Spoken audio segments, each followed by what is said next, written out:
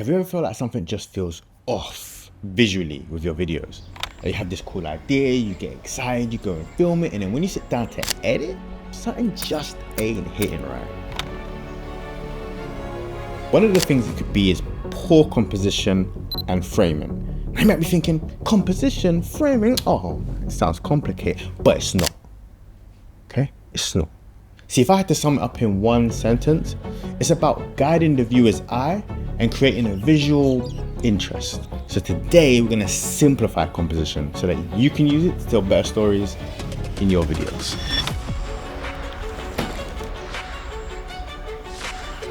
Hey guys, welcome back, and if you're new here, welcome to my channel. My name is Denzel, I'm a filmmaker and content creator, and can I just say thank you so much for the love on my first 3 YouTube videos. I can't believe the first 2 out of 3 got over 1,000 views. I mean, that's just insane to me. But anyways, let's crack on with today's topic.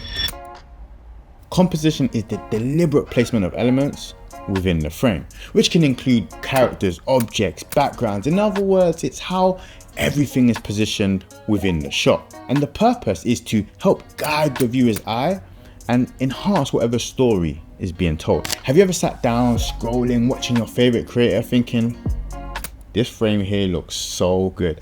I have no idea why, but it's hitting.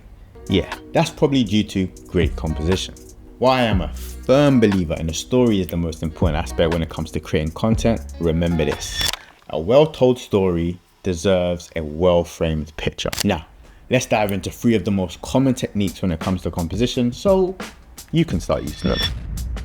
So the rule of thirds is a guideline where the frame is divided into 9 equal parts with 2 vertical lines and 2 horizontal lines.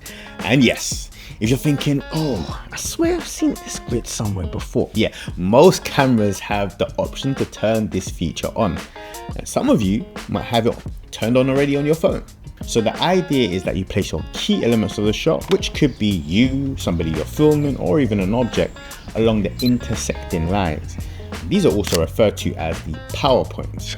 Take this shot here, for example. I filmed it while I was away.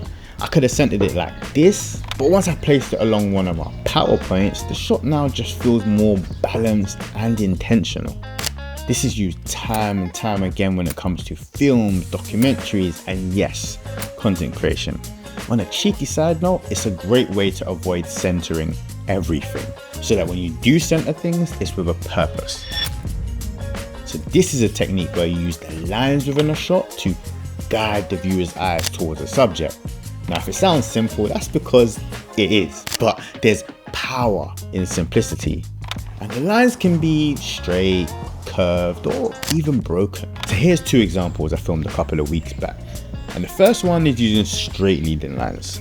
And then the second one is using leading lines that curve, but both are still guiding the viewer's eyes towards our subject. And leading lines can be made up of anything from bridges to staircases to a wall.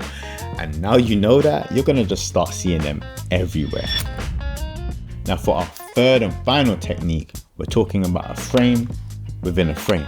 Now the name kind of gives it away, but essentially it's about placing our subject, which could be you or me, inside a natural or artificial frame within our shot. Now that's a bit of a mouthful, I'm not gonna lie.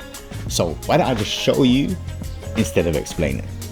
So our first frame is the entire shot, okay? And our second frame, the one we're referencing, is the one found within the shot, okay? So as you can see here, this archway is creating our second frame within our first frame. Get it? You still with me? Good. So the idea behind this technique is to draw attention to our subject and create a level of depth. And by the way, depth is one of the key elements into making any scene feel and look cinematic. And we'll deal with that in a future video because there's just so much to dive into there. To recap, we have covered rule of thirds, leading lines, and a frame within a frame. Now, if you use any of these techniques alone, your composition will already improve. But when you start combining them to help you enhance your storytelling or provoke some type of feeling, I mean, now that's when you're really cooking. Now, if you made it this far, I appreciate you. Let me know in the comments if this was helpful and what techniques you're excited to try out next. As always, on the way out, drop a like and subscribe as we continue to grow this channel.